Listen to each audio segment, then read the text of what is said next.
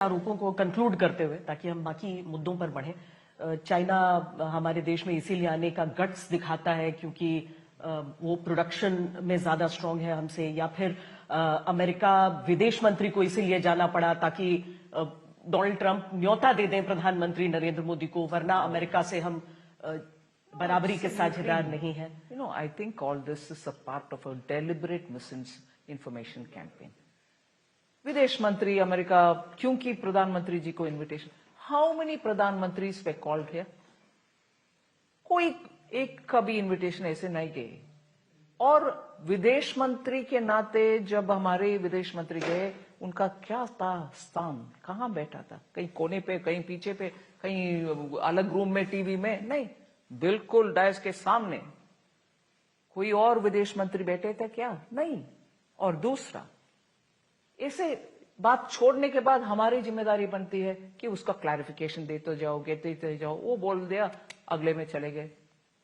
With what information in his hand वो बोलते हैं कि विदेश मंत्री इन्विटेशन के लिए गए थे।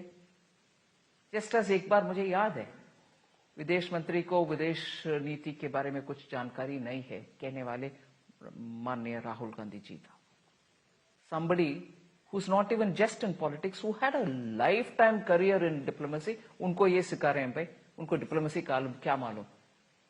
ऐसे we should not talk in a light hearted way.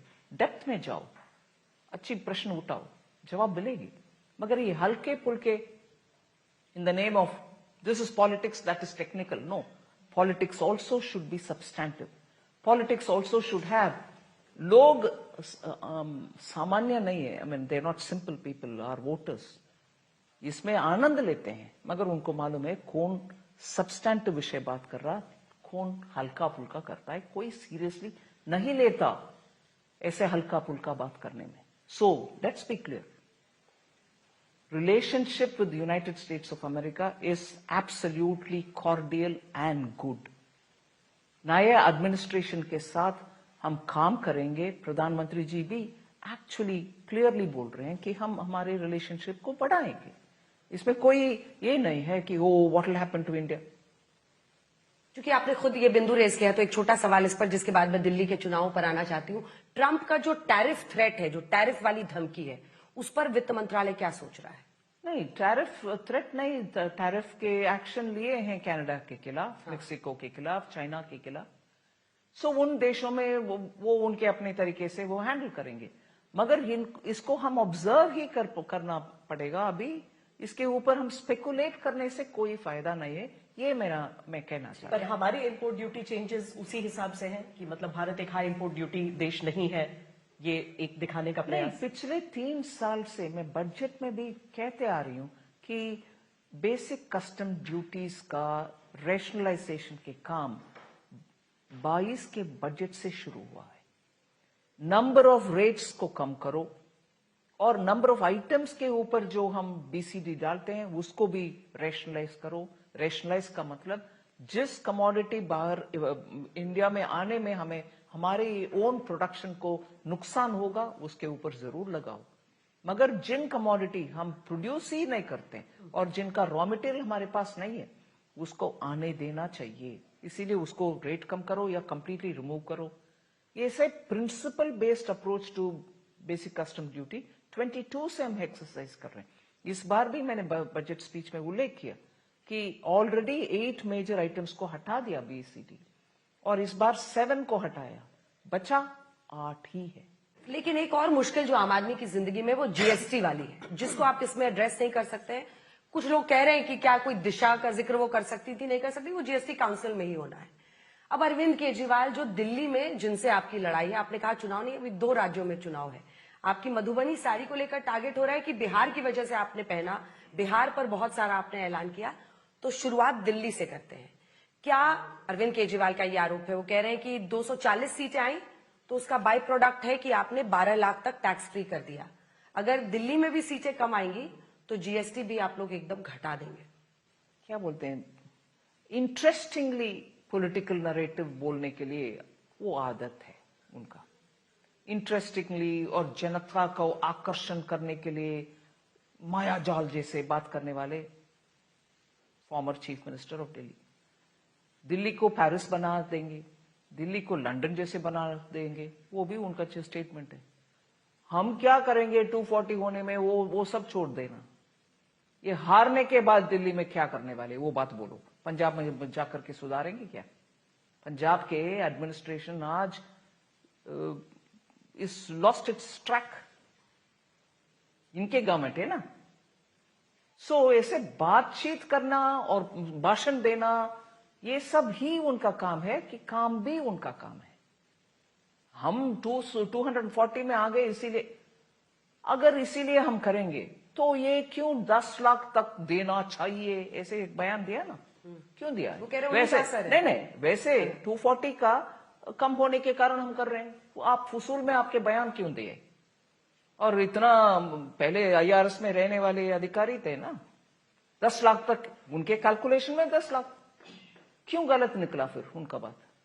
तो उनके बातों में हम सीरियसली लेना नहीं ही चाहिए, क्योंकि एक तरफ राहुल गांधी एंटरटेनिंग के रूप में आप कोट करो, ऐसे मैं बोल रही हूं, इनका सीरियसली लेने में हम बेवकूफ हो जाएंगे। बहुत बड़ी चिंता देश में आम आदमी को है, मैं वो चिंता आप तक पहुंचाती हूं उनका।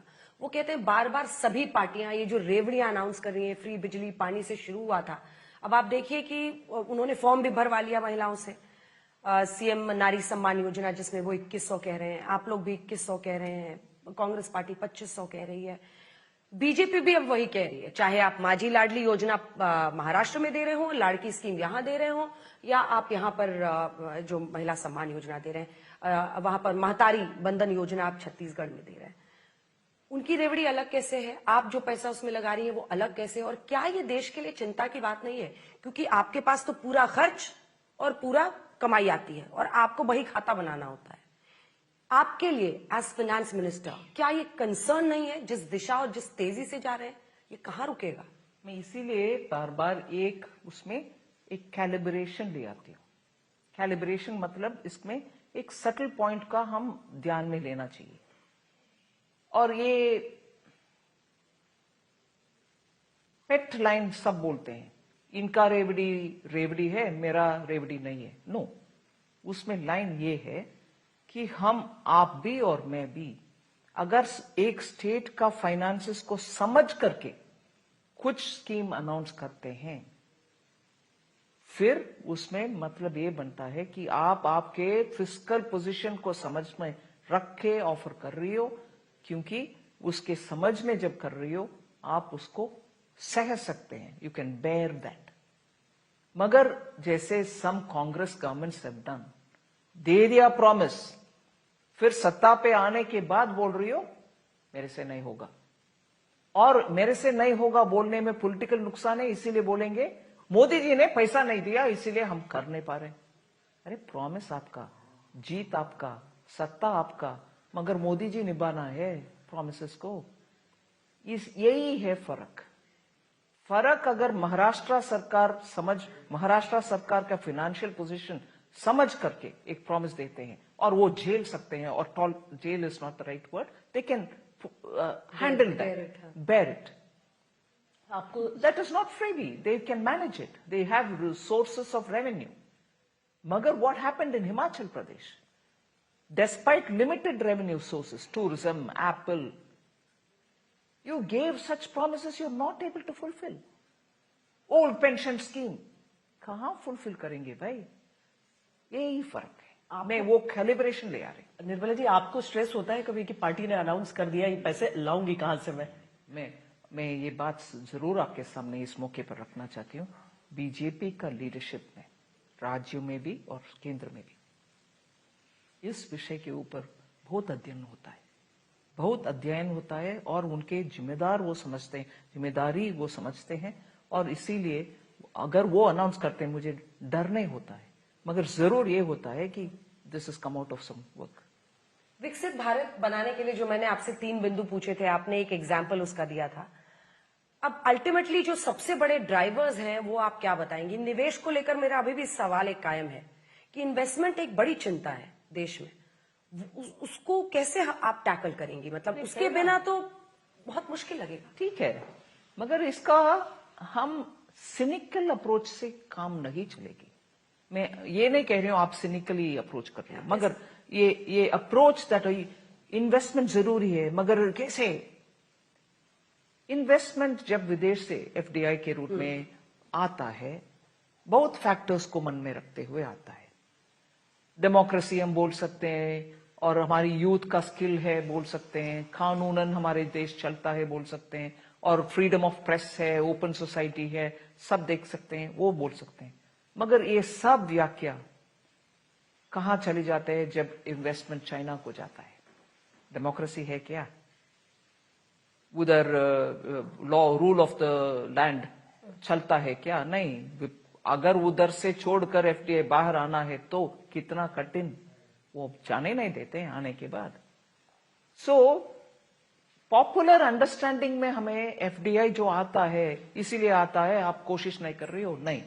बहुत सारे फैक्टर्स होता है, आपके प्रोडक्शन लेवल एफिशिएंसी, आपके लेबर लॉस, आपके लैंड के लॉस।